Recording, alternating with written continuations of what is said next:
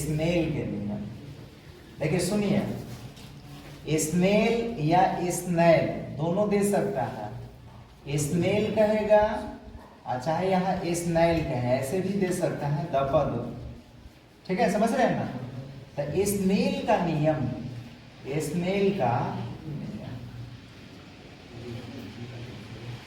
तो कल आपको प्रकाश के अपवर्तन के दूसरे नियम बताए थे, वही नियम बता देना है। क्या बोले थे कि किन्हीं दो माध्यमों के लिए आपतन कोण की जया और अपवर्तन कोण की जया का अनुपात क्या होता है, एक नियतांक होता है। वही क्या हो गया, स्नेल का नियम हो गया। ठीक है, तो लिखना है, देखिए किन्हीं दो माध्यमों के लिए या किसी भी लगा सकता है, लिखिए किसी दो माध्यमों के लिए, माध्यमों के लिए आपतन कोण की जया। आपतन कोण किसको बोलेंगे बताइए, आपतित किरण और अभिलंब के बीच जो कोण बनता है ना, उसी को क्या बोलेंगे, आपतन कोण। आपतन कोण की जया, जिसको बोलते हैं साइन आई, जया मतलब साइन, ये तथा अपवर्तन कोण, अपवर्तन कोण की जया, कोण की जया, इसको बोलिए क्या बोलेंगे, साइन आर का अनुपात क्या होता है, एक नियतांक होता है, एक नियतांक होता है। ठीक है, यही स्नेल का नियम है। अर्थात हम लिख सकते हैं, यहां क्या लिख सकते हैं, साइन आई बटा में साइन आर बराबर में क्या, नियतांक। अच्छा, क्या नियतांक के मतलब आप लोग जानते हैं कि नियतांक के मतलब क्या होता है। नियतांक बोलते हैं जो मान नियत रहे। आप कहिएगा नियत के मतलब, यानी जिसका मान नहीं बदले ना, उसी को बोलते हैं नियतांक। यानी फिक्स होना चाहिए, ये मान बदलना नहीं चाहिए, उसी को हम लोग क्या बोलेंगे, नियतांक बोलेंगे। ठीक है, तो ये स्नेल का नियम है। तो ये बोलिए कि प्रकाश के अपवर्तन के दूसरा नियम है कि नहीं, तो इसको ये इस तरह से करना है। अब एक और ध्यान रखिएगा, इंपॉर्टेंट चीज पढ़ना है, क्रांतिक कोण के बारे में। किसके बारे में, क्रांतिक कोण, जिसको इंग्लिश में क्रिटिकल एंगल बोलते हैं, इसको चरम कोण भी बोलते हैं। कौन कोण, चरम कोण। ठीक है, चरम कोण, चरम मत बोल दीजिएगा, इंग्लिश में बोलेंगे क्रिटिकल एंगल। क्रिटिकल एंगल है, तो पहले समझिएगा क्रांतिक कोण क्या होता है। कल बताइए कि जब प्रकाश किरण सघन से विरल में जाएगा तो उसका चाल बढ़ेगा या घटेगा, तो बढ़ेगा तो अभिलंब से दूर मुड़ेगा या अभिलंब की ओर मुड़ेगा, तो अभिलंब से दूर मुड़ता है। ये कल बताए थे ना, फिर से कर रहे हैं कि जब कोई प्रकाश किरण सघन माध्यम से विरल माध्यम में जाती है तब उसका चाल क्या हो जाता है, बढ़ जाता है, और उस परिस्थिति में अभिलंब से दूर मुड़ जाता है। दूर मुड़ने का कारण यही है कि उसका चाल क्या हो जाता है, बढ़ जाता है। लेकिन जब कोई प्रकाश किरण विरल से सघन में जाए तो बोलिए उसका चाल बढ़ेगा या घटेगा, तो घटेगा तो अभिलंब की ओर मुड़ेगा, क्या होगा। तो क्रांतिक कोण में भी यही होना चाहिए कि जब कोई प्रकाश किरण सघन माध्यम से विरल माध्यम में जाती है, यहां समझते हैं, इधर पहले इसका परिभाषा लिखते हैं, उसके बाद समझते हैं। देखिए सुन लीजिए, फिर से कह रहे हैं कि जब कोई प्रकाश किरण सघन माध्यम से विरल माध्यम में जाती है, क्रांतिक कोण के लिए हमेशा ध्यान रखिएगा, प्रकाश किरण को सघन माध्यम से विरल माध्यम में जाना पड़ेगा। अगर कोई प्रकाश किरण सघन माध्यम से विरल माध्यम में नहीं जा रही है, तब समझिए कि क्रांतिक कोण का निर्माण नहीं होगा।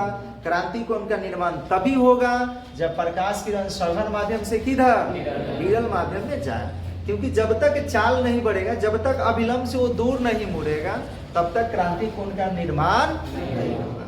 तो इसमें यही पढ़ना है कि जब कोई प्रकाश किरण सघन माध्यम से विरल माध्यम में जाती है, तब सघन माध्यम में बना वह विशेष आपतन कोण जिसके संगत विरल माध्यम में अपवर्तन कोण का मान कितना हो जाए, 90 डिग्री हो जाए, उस परिस्थिति में जो सघन माध्यम में आपतन कोण बनता है ना, उसी को हम लोग क्या कहते हैं, क्रांति कोण कहते हैं, यानी क्रिटिकल एंगल कहते हैं, यानी इसको चरम कोण कहते हैं। ठीक है, तो इसका परिभाषा लिख रहे हैं और फिगर के माध्यम से समझिएगा तो ज्यादा समझ में आएगा। क्या लिखना है कि जब कोई प्रकाश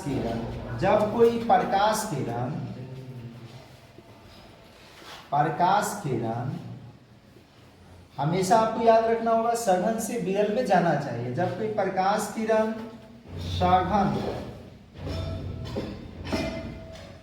माध्यम से विरल माध्यम में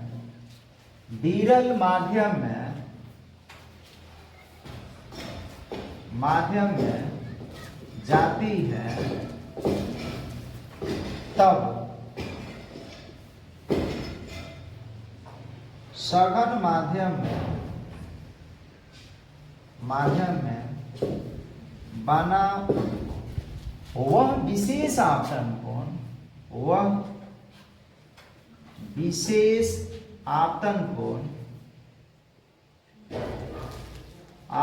कोण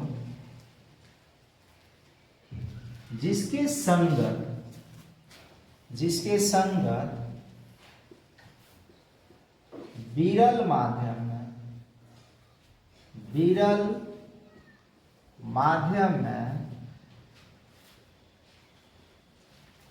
अपवर्तन कोण का मान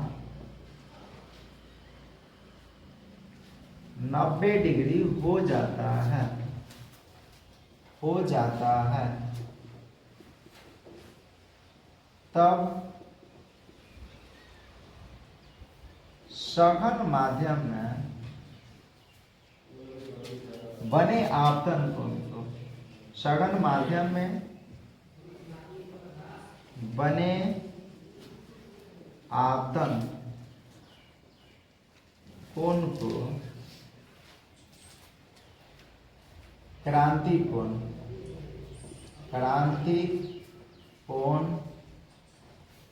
कहते हैं।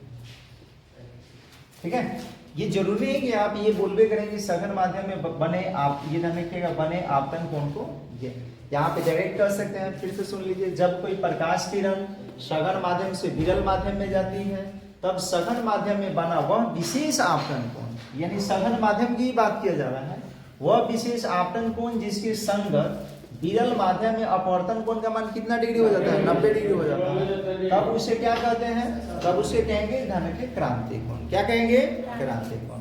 क्रांति कोण को आपको याद रखना होगा, लिख देते हैं क्रांतिक कोण को IC द्वारा सूचित किया जाता है। किसके द्वारा, IC द्वारा सूचित किया जाता है। हालांकि इतना पढ़ना नहीं है, इसमें सूचित किया जाता है। जब जाइएगा 12 क्लास में तो इसके बारे में डिटेल में पढ़िएगा। इसके लिए फॉर्मूला IC द्वारा सूचित किया जाता है। फिलहाल इतना आपको थोड़ा सा सुनिए पहले। देखिए, ये मान लेते हैं कि ये आंतरा पृष्ठ है, कल बताए थे आंतरा पृष्ठ, दो माध्यमों को अलग करने वाले पृष्ठ को क्या बोलते हैं, तो ये सघन और विरल माध्यम को अलग करने वाले पृष्ठ है। ठीक है, यहाँ पे क्या करेंगे, अभिलंब बना देंगे, ये अभिलंब हो गया। अब नीचे मान लेते हैं कि सघन माध्यम है और ऊपर मान लेते हैं क्या, विरल माध्यम है। ये है विरल माध्यम, ये कौन माध्यम है, सघन माध्यम है। अब आप बताइए कि प्रकाश किरण जब सघन से विरल में जाएगा, यहाँ देखिए पहले फिगर, मान लीजिए कि ये प्रकाश किरण गया, ऐसे नहीं सोच, ये प्रकाश किरण इस पे पड़ रहे हैं, ये लड़की अरे लिखिए मत, पहले समझिए। प्रकाश किरण ऐसे जा रहा है तो जाने वाली प्रकाश किरण का आपतित किरण, ये जाना चाहिए इसको सीधे, लेकिन सीधे नहीं जाता है। क्यों, क्योंकि चाल बढ़ जाता है। तो चाल बढ़ने से अभिलंब से दूर, ऐसे दूर मुड़ेगा, कहिए थोड़ा सा और। इसको अगर मान लीजिए कि और आपतन, ये आपतन कोण बन रहा है ना, इसको आपतन कोण बोलेंगे। अभी यहाँ पे ध्यान रखिएगा, कोण ये बना, अपवर्तन कोण इतना, लेकिन और थोड़ा सा ये बढ़ा दीजिएगा। मान लीजिए कि थोड़ा सा और बढ़ा दिया गया, तो बोलिए और दूर मुड़ेगा कि नहीं मुड़ेगा। तो मान लीजिए कि मुड़ के जब इस पे आ जाएगा, इस लाइन पे आ जाएगा, तब उस परिस्थिति में यहाँ कोण कितना डिग्री का बन जाएगा, तो कोण 90 डिग्री का बनेगा कि नहीं बनेगा। तो यहाँ पे ये जो कोण बन रहा है ना, ये वाला कोण दिख रहे हैं, इसको आपतन कोण बोलेंगे। इस आपतन कोण के लिए यहाँ पे अपवर्तन कोण का मान 90 डिग्री हो गया कि नहीं, तो इसको बोलेंगे। देखिए यहाँ 2 गो तीर लगा रहे हैं ताकि समझ में आए कि 2 वाला ये है, 1 गो तीर लगाए हैं ताकि समझिए कि 1 वाला ये है। समझ में आ रहा है क्या? तो इस कोण के लिए ये अपवर्तन कोण बना है, और ये वाले कोण के लिए ध्यान रखिए डबल लाइन मार देते हैं, और इसके लिए ये ध्यान रखिएगा, और ये अपवर्तन कोण हो गया। तो अपवर्तन कोण का मान 90 डिग्री हो गया ना। तो किस कोण के लिए, किस आपतन कोण के लिए हुआ है, तो इस आपतन कोण के लिए, इसीलिए इस आपतन कोण को ही हम लोग कहेंगे क्रांति कोण, यानी इसको किसके द्वारा सूचित करेंगे, तो यही क्रांति कोण है। तो क्रांति कोण तभी होगा जब, ध्यान रखिएगा, विरल माध्यम में अपवर्तन कोण का मान कितना डिग्री हो जाए, 90 डिग्री हो गया। समझ में नहीं आ रहा है क्या? एक बार फिर से कहते हैं, समझिए ये अभिलंब है और ये अंतरापृष्ठ है। जब कोई प्रकाश किरण सघन से विरल में जाएगा, मान लीजिए नीचे सघन ऊपर विरल है, तो अभिलंब से दूर मुड़ेगा। जैसे ध्यान रखिएगा इसको और बढ़ाइएगा तो और दूर मुड़ेगा। तो जब इस पे आ जाएगा तो यहाँ कोण कितना डिग्री बन जाएगा, किसके लिए बना, इस कोण के लिए ना बना। तो इस कोण को हम लोग कौन सा कोण कहेंगे, क्रांति कोण, यानी यही जो है क्रांति कोण हो गया। यहाँ लिखेंगे क्रांति कोण। समझ में आ रहा है क्या? यानी इसके लिए ये क्रांति कोण हो गया। ना आपको ये समझ लेना है कि ये वाला कोण क्रांति कोण है, यहाँ पे लिख देते हैं कौन सा कोण, क्रांति कोण है। इसको क्रिटिकल एंगल कहेंगे, इसको क्या बोलेंगे बताइए, अंतरापृष्ठ बोलेंगे। और ये तो आप लोग जानते हैं अभिलंब, ये कौन सा किरण, बोले कौन सा किरण, अपवर्तित किरण। ये कौन सा किरण, आपतित किरण। और यहाँ पे जो कोण बन गए क्रांति कोण। एक्चुअल में ये आपतन कोण है, लेकिन जिस आपतन कोण के लिए विरल माध्यम में अपवर्तन कोण का मान 90 डिग्री हो जाए, उसको हम लोग क्या कहते हैं, समझ में आ रहे हैं? तो इसको धीरे से बना लेना।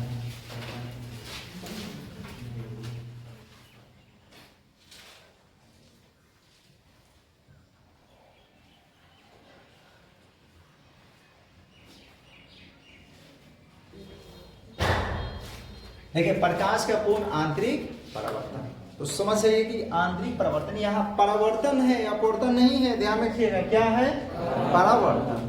तो परावर्तन होगा तो बोलिए माध्यम बदलता है क्या? परावर्तन में आप लोग पढ़े हुए कि माध्यम नहीं बदलता है।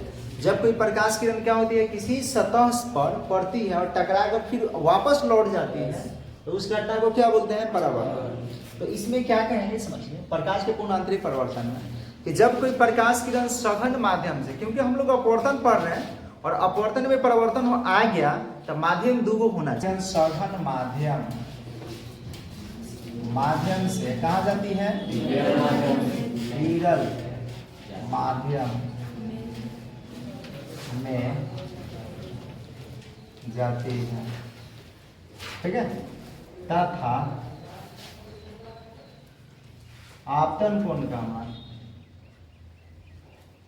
आपतन कोण, आपतन कोण का मान किससे, क्रांति कोण से, क्रांति कोण से, कोण से अधिक होता है, अधिक होता है, अधिक होता है, तब प्रकाश का अपवर्तन न होकर, अपवर्तन नहीं होना, दूसरे माध्यम में नहीं ना जा रहा है, प्रकाश का अपवर्तन न होकर अपने ही माध्यम में, अपने ही माध्यम में क्या हो जाता है, परावर्तन हो जाता है, परावर्तन हो जाता है। इसी घटना को, इसी घटना को प्रकाश का पूर्ण आंतरिक परावर्तन कहते हैं। बात समझ में आया कि नहीं आया? जिन लोगों को नहीं है फिर से समझेंगे। पूर्ण आंतरिक परावर्तन कहते हैं, ठीक है। यहां समझिएगा, ठीक है। हम कह रहे हैं कि ये है दो माध्यमों को अलग करने वाला पृष्ठ, जिसको बोलेंगे अंतरापृष्ठ, और ये अभिलंब होगा। ठीक है, अभिलंब कितना डिग्री तो होगा 90 डिग्री पे, तो यहाँ कोण 90 डिग्री बनेगा इसके लिए। अब कोई प्रकाश किरण, सुन लो बबुआ, अभी बात में लिखना तुम लोग। देखिए अब मान लीजिए कि ये प्रकाश किरण ऐसे गया, इसको बोलेंगे क्रांति कोण, क्योंकि इसके लिए प्रकाश इसी पे चला गया है। समझ रहे हैं क्या? यहाँ एगो तीर बना रहे हैं, एगो तीर इसमें भी बना रहे हैं, ताकि आप समझिएगा कि एगो के लिए ये है। बात समझ रहे हैं ना? ये हो गया, सोच बना लेना है, अगर टेढ़ दिखे तो आपने सोच बना लेना। तो अभी इस कोण को, ये भी आपतन कोण है, लेकिन इस आपतन कोण को हम लोग कौन सा कोण कहेंगे? क्रांति कोण, आईसी कहेंगे। क्यों आईसी कहेंगे जी? क्योंकि नीचे माध्यम क्या है? सघन, और ऊपर माध्यम क्या है? विरल, और ये विरल माध्यम में अपवर्तन कोण का मान कितना डिग्री हो गया? 90 डिग्री। इसी कारण इस कोण को हम लोग बोलेंगे कौन सा कोण? क्रांति कोण। लिखते हिंदी में, यह समझिएगा। अब थोड़ा ध्यान रखिएगा कि अगर क्रांति कोण से आपतन कोण का मान और बढ़ा दें, यहाँ ध्यान रखिए, और इसको बढ़ा दें, तो अब बताइए कि क्या होगा? इसको और बढ़ा दिया जाएगा तो बताइए क्या होगा? उस परिस्थिति में प्रकाश और अभिलंब से दूर मुड़ेगा कि नहीं मुड़ेगा? तो यहाँ दो तीर लगाते हैं ताकि समझ में आएगा कि दो के लिए कौन है, एक के लिए कौन है। ये और ये मुड़ेगा तो एक के लिए तो पहले इस पे आ गया, और मुड़ेगा तो बोलिए इसी माध्यम में आ जाएगा, सघन माध्यम में। तो यहाँ इस तरह से ये आ जाएगा। दो तीर यहाँ पे लगा दे रहे हैं ताकि आपको पता चल जाए कि इसके लिए ये आया है और इसके लिए ये गया है। तो बोलिए सघन से जाकर सघन में आ गया ना, यानी प्रकाश का अपवर्तन हुआ है कि परावर्तन हुआ? परावर्तन हो गया। इसको बोलेंगे प्रकाश का परावर्तन, यानी यही हो गया, ध्यान रखिएगा, प्रकाश का क्या? पूर्ण आंतरिक परावर्तन कहेंगे। बात समझ में आ गया क्या?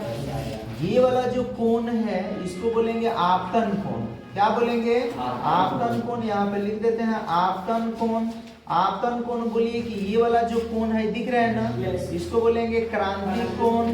क्रांति कोण से आपतन कोण ज्यादा है कि ना है? ज्यादा है, तभी तो ये हुआ है। यही परिभाषा में ध्यान रखिएगा, यहाँ पे आपतन कोण का मान क्रांति कोण से क्या होगा? अधिक होगा, तभी ये घटना घटेगा। ऊपर विरल माध्यम है और नीचे कौन माध्यम है? सघन माध्यम। यहाँ पे लिख सकते हैं माध्यम, और ये जो है अंतरापृष्ठ है, यहाँ पे लिख सकते हैं अंतरापृष्ठ, और ये अभिलंब है। ये तो आपको पता है कौन सा किरण इसको बोलेंगे? आपतित किरण। ये भी कौन सा किरण? आपतित किरण। समझ में आ रहा है क्या? तो इसको धीरे से आप लोग नोट कर लीजिए।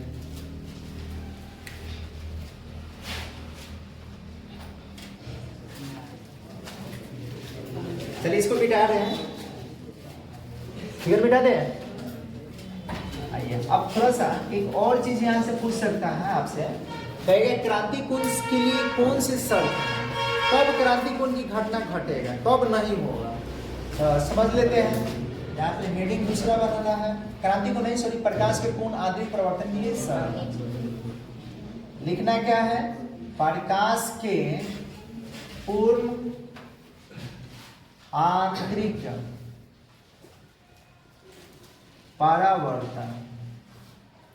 परावर्तन के लिए आवश्यक शर्तें,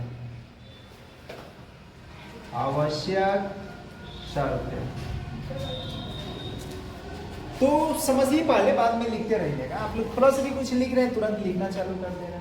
प्रकाश के पूर्ण आंतरिक परिवर्तन के लिए क्या आवश्यक शर्तें हैं? तो प्रकाश के पूर्ण आंतरिक परिवर्तन के लिए ध्यान रखिएगा, दो आवश्यक शर्तें हैं। कौन कौन? एक तो ये कि प्रकाश किरण को सघन माध्यम से विरल माध्यम में जाना चाहिए। जब तक प्रकाश किरण सघन माध्यम से विरल माध्यम में नहीं जाएगा, तब तक समझिए कि प्रकाश के पूर्ण आंतरिक परिवर्तन की घटना नहीं घटेगा। ठीक है, माध्यम से किधर जाना चाहिए? विरल माध्यम में जाना चाहिए। तो लिख लीजिए इसको, प्रकाश के पूर्ण आंतरिक परिवर्तन के लिए आवश्यक शर्तें। तो लिखेंगे दो आवश्यक शर्तें हैं, लिख देते हैं। प्रकाश के पूर्ण आंतरिक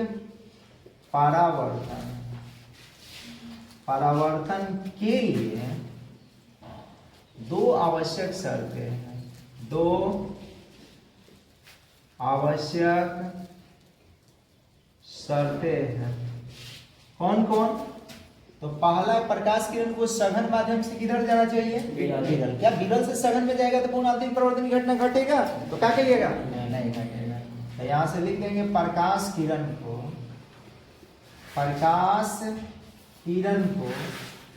सघन माध्यम से किधर जाना चाहिए बता दो? विरल माध्यम में जाना चाहिए। विरल माध्यम में जाना चाहिए। मान लिए। दूसरा बताइए क्या होगा? दूसरा घटना ये है कि क्रांति कोण का आपतन कोण का मान क्रांति कोण से क्या होना चाहिए? अधिक होना चाहिए, तभी तो अपने माध्यम में आएगा। यहाँ लिख देते हैं आपतन कोण का मान, आपतन है बुझा जा रहा है ना, आपतन कोण का मान क्रांति कोण से अधिक होना चाहिए। क्रांति कोण से अधिक होना चाहिए, अधिक होना चाहिए। यही दो शर्त हैं, आपको इसको याद रखना होगा। ये VVI है एग्जाम की दृष्टि से, और पूर्ण आंतरिक परिवर्तन भी ध्यान रखिएगा, VVI है एग्जाम की दृष्टि से। अभी तक तो पूछा नहीं है, लेकिन हो सकता है कि आपके फाइल में पूछते हैं। ठीक है,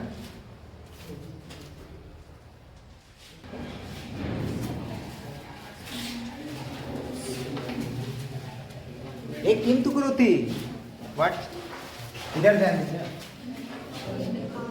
अब आपको बता रहे, ध्यान रखिएगा, अपवर्तनांक उसमें आया था ना, अपवर्तनांक थोड़ा सा जान ले, अपवर्तनांक की परिभाषा जान ले, अपवर्तनांक के प्रकार जान ले। अपवर्तनांक समझ लीजिए क्या होता है। हवा में प्रकाश की चाल आपको पता है? नहीं पता है। ये बताए थे हवाई निर्वात में प्रकाश की चाल 3 × 10⁸ मीटर प्रति सेकंड। पहले तो कुछ याद रखना होगा, सुनिए। हवा में प्रकाश की चाल याद रखना होगा। हवा या के चिन्ह है निर्वात का। निर्वात कल बताए थे ना, निर्वात में प्रकाश की चाल, लड़किए प्रकाश की चाल याद रखना होगा। कितना होगा? 3 × 10⁸ मीटर प्रति सेकंड। किलोमीटर में भी दे सकता है, इसी को दे सकता है, ध्यान रखिएगा 3 × 10⁵ है, और यहाँ कहेगा किलोमीटर प्रति सेकंड।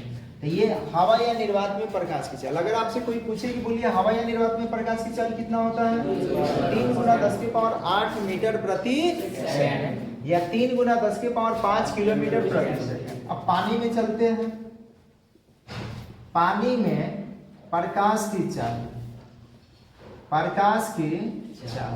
तो इसको याद रखना होगा। पानी में प्रकाश की चाल सही लिखे है ना? प्रकाश की चाल कितना होता है? तो 2.25 × 10⁸ मीटर प्रति सेकंड होता है। ठीक है, कितना? 2.25 × 10⁸ मीटर प्रति सेकंड। इसी तरह से अगर हम बात करते हैं कांच में प्रकाश की चाल, तो कांच में प्रकाश की चाल याद रखिएगा 2 × 10⁻, कितना होता है? 8 मीटर प्रति सेकंड। हीरा में भी आप निकाल सकते हैं। हीरा में प्रकाश की चाल 1,24,000, मतलब 1.24 लिख देंगे। हीरा में प्रकाश की चाल, हालांकि निकलवाने के लिए आपको बताएंगे कैसे निकलता है, अपवर्तनांक बनाकर। सारे माध्यम में आप निकाल सकते हैं कि अपवर्तनांक अगर दे दे तो उसमें चाल कितना होगा प्रकाश की, आसानी से आप निकाल सकते हैं। ठीक है, केवल अपवर्तनांक पता होना चाहिए। अभी बता रहे हैं, एक आध को लिखवा, ज्यादा नहीं लिखवा रहे हैं, बस इतना ही। हीरा में प्रकाश की चाल, मतलब सब लिखवा देंगे तो देखिए यही छाप दीजिएगा, उत्तर मानना आपको स्वयं निकलना होगा, बस खाली अपवर्तनांक पता होना चाहिए। तो इसके लिए 1.24 × 10⁻, कितना? 8 मीटर प्रति सेकंड। अब समझिए बात है, इतना सिंपल। पहले ये आपको याद रखना होगा। ठीक है, ज्यादा हम नहीं बता रहे हैं। केरोसिन तेल, फिर ध्यान रखिएगा टर्पीन, ये सब इत्यादि में और भी है, उसमें प्रकाश की चाल कितना होगी, ये सब निकालने के लिए आपको बताएंगे। आप स्वयं निकालिएगा। पहले इतना आपको क्या करना होगा, ये लिख लेना है कहीं पे। समझिए यहाँ पे अपवर्तनांक क्या होता है। अभी बोले कि हवा या निर्वात में प्रकाश की चाल कितना? 3 × 10⁸ मीटर प्रति सेकंड। तो अपवर्तनांक यदि होता है कि हवा या निर्वात में प्रकाश की चाल तथा किसी माध्यम, जिस माध्यम का अपवर्तनांक निकल रहा होता है ना, उस माध्यम में प्रकाश की चाल से भाग लगा देंगे तो उस माध्यम का अपवर्तनांक निकल जाएगा। जैसे मान लीजिए हमें पानी का अपवर्तनांक निकलना है, किसका अपवर्तनांक निकलना है? तो हवा में प्रकाश की चाल में, जो भी हवा में प्रकाश की चाल है उसमें अगर पानी में प्रकाश की चाल से भाग लगा दें तो किसका अपवर्तनांक निकल जाएगा? पानी का। अगर हमें कांच का अपवर्तनांक निकलना होगा तो हवा में प्रकाश की चाल में, कांच में प्रकाश की चाल से भाग लगा देंगे तो किसका अपवर्तनांक निकल जाएगा? तो जिसका भी अपवर्तनांक निकालना चाहते हैं ना, उसी में प्रकाश के चाल से भाग लगा देना है।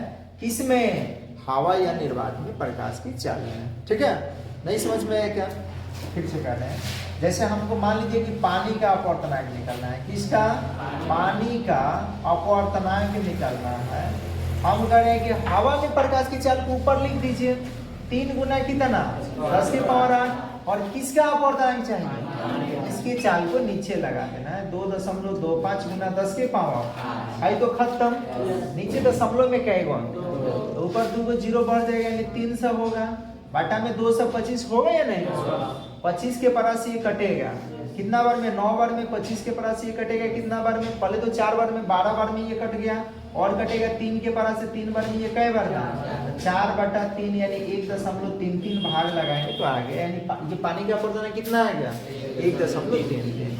तो किसी भी माध्यम का आप अपवर्तनांक निकाल सकते हैं, बशर्ते आपको काम यही करना होगा कि हवा या निर्वात में प्रकाश की चाल को ऊपर लिखना है और जिस माध्यम का अपवर्तनांक निकलना चाहते हैं उसी माध्यम में प्रकाश की चाल से भाग लगा देना।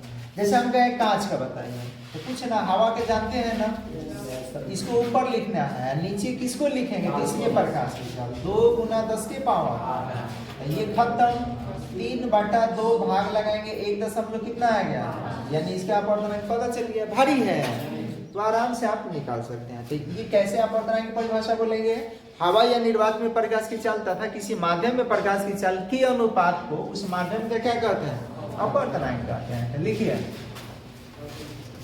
लिखिए हवा या निर्वात में प्रकाश की चाल, इसको सूचित करेंगे C0 से, किसके द्वारा? तथा किसी माध्यम में प्रकाश की चाल, तथा किसी माध्यम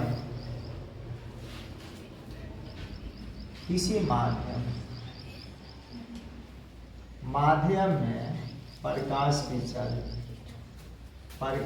की चाल, इसको क्या बोलेंगे? CM।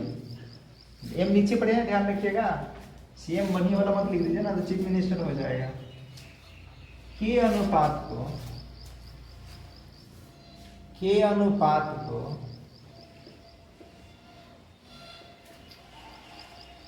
उस माध्यम का अपवर्तनांक कहा जाता है। माध्यम का अपवर्तनांक कहा जाता है।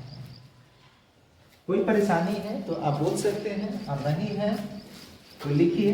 आपको ये तो बताया नहीं जाएगा, और दिक्कत वाले बात नहीं होगा।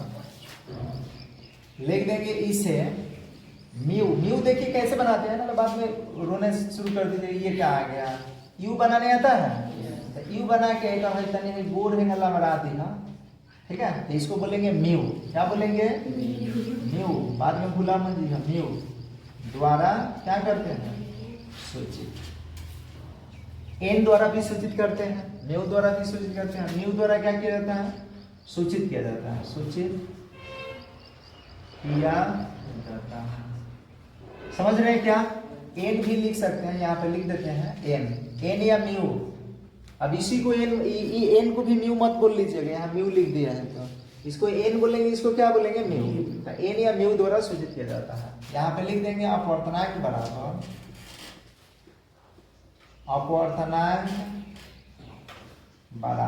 क्या लिखिएगा? हवा या निर्वात।